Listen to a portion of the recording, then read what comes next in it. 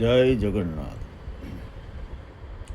ગઈકાલે અષાઢી બીજ 16 તારીખે શ્રદ્ધા, સમર્પણ અને ભક્તિનો મહાઉત્સવ રથયાત્રા સંપન્ન થયો. મને જેમ નાના બાળકોએ અમુક પ્રશ્નો પૂછ્યા એમ તમને પરિવારમાં બાળકોએ જિજ્ઞાસા વૃત્તિથી, કુતૂહલ વૃત્તિથી, જાણવાની ઈચ્છાથી, સાચા અર્થમાં એમને જાણવાની ઝંખના હોય એટલે પૂછ્યું હશે કે પૂછી શકે કોની યાત્રા છે, ક્યારથી છે, શું કામ છે, કેમ છે, વગેરે વગેરે. તો આપણી વડીલ તરીકે ફરજ છે કે આપણે એમને એના વિશે જણાવીએ કે જે પરંપરા વર્ષોથી ચાલી આવી છે એની પાછળ કોઈક વસ્તુ હશે. અને કહેવાય છે ને કે શ્રદ્ધા છે એની સમજાવી ન શકાય. શ્રદ્ધા એ અનુભવનો વિષય, એને આપણે બાળકોને કહી શકીએ. અલગ અલગ વર્તમાનપત્રોમાં આના વિશે લેખ પણ આવેલા. એમાં સંદેશમાં શ્રદ્ધા દર ગુરુવારે એક ભાગ આવે છે. અને યોગાની યોગે આજે જ રથયાત્રા હતી, એના સંદર્ભમાં જે લેખ છે એને આપણે જાણીએ. આજે અષાઢ સુદ બીજ એટલે કે કાલે હતી કે સનાતન ધર્મનો એક અતિ પવિત્ર અને ઉત્સાહભર્યો દિવસ. આ દિવસે ઓડિશાના પુરીમાં બિરાજતા બ્રહ્માંડના નાથ ભગવાન જગન્નાથ, મોટા ભાઈ બલભદ્ર અને બહેન સુભદ્રા સાથે નગર ચર્ચાએ નીકળી. વર્ષોથી ચાલી આવતી આ પરંપરા માત્ર એક ઉત્સવ નથી, પરંતુ ભક્ત અને ભગવાનના મિલનનો મહાકુંભ છે.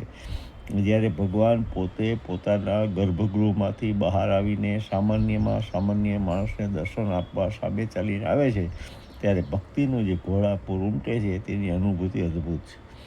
ભગવાન જગન્નાથની મૂર્તિઓ અપૂર્ણ દેખાય છે. તેમના હાથ પગ પૂરા બનેલા નથી અને આંખો ખૂબ મોટી છે. આ સ્વરૂપ પાછળ એક અત્યંત રસપ્રદ પૌરાણિક કથા જોડાયેલી છે. કથા અનુસાર માલવ પ્રદેશના પરમ વિષ્ણુ ભક્ત રાજા ઇન્દ્રદ્યુમ્નને ભગવાન જગન્નાથનું મંદિર બનાવવાની પ્રેરણા મળી. ભગવાને તેમના સ્વપ્નમાં જણાવ્યું કે સમુદ્રમાં તરતું એક વિશેષ લાકડાનું પાટિયું દારૂ બ્રહ્મ મળશે, તેમાંથી મૂર્તિઓનું નિર્માણ કરવાનું રહેશે.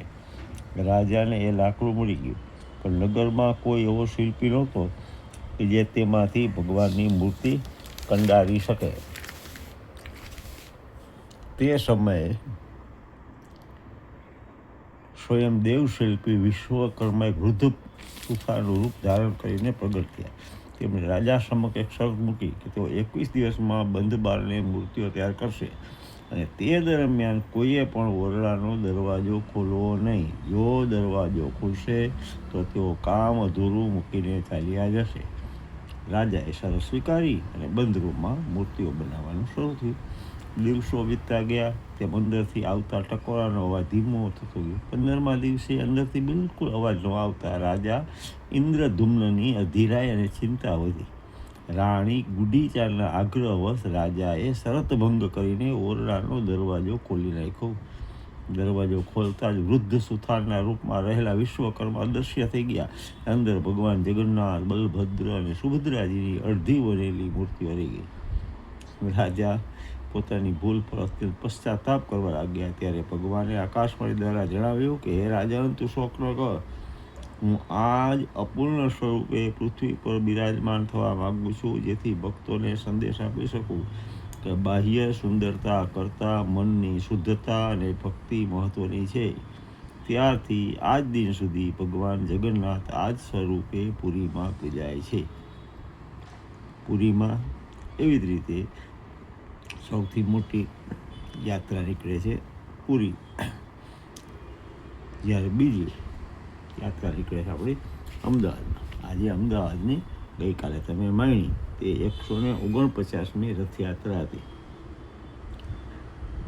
રથયાત્રામાં જાણો છો તેમ 3 મૂર્તિ હોય છે. અમદાવાદની રથયાત્રા એ ગુજરાતનો સૌથી મોટો અને ભારતભરમાં પુરી પછી બીજા ક્રમનો સૌથી મોટો રથોત્સવ છે. જગન્નાથ મંદિરની આ ભવ્ય યાત્રા શરૂ થાય છે. ભગવાન જગન્નાથ, બેન સુભદ્રા અને ભાઈ બલભદ્ર ત્યાંને આપણે કાલે નગર ચર્ચા કરવા નીકળ્યા ત્યારે એમને માણ્યા. અંદાજે 14 કિલોમીટર લાંબા રૂટ પર લાખો શ્રદ્ધાળુઓ પ્રભુના દર્શન કરીને ધન્યતા અનુભવે છે. સવારે મુખ્યમંત્રી દ્વારા પહિંદ વિધિ એટલે કે સોનાની સાવરણીથી રથનો માર્ગ સાફ કરવાની વિધિ કર્યા બાદ રથયાત્રાનું પ્રસ્થાન થાય છે. કોમી એકતા અને ભક્તિના પ્રતીક સમાન આ યાત્રામાં પ્રસાદ તરીકે મગ, જાંબુ અને કાકડી વેચવામાં આવે છે. જય જગન્નાથ, જય અરુણાચલ, પ્રણામ.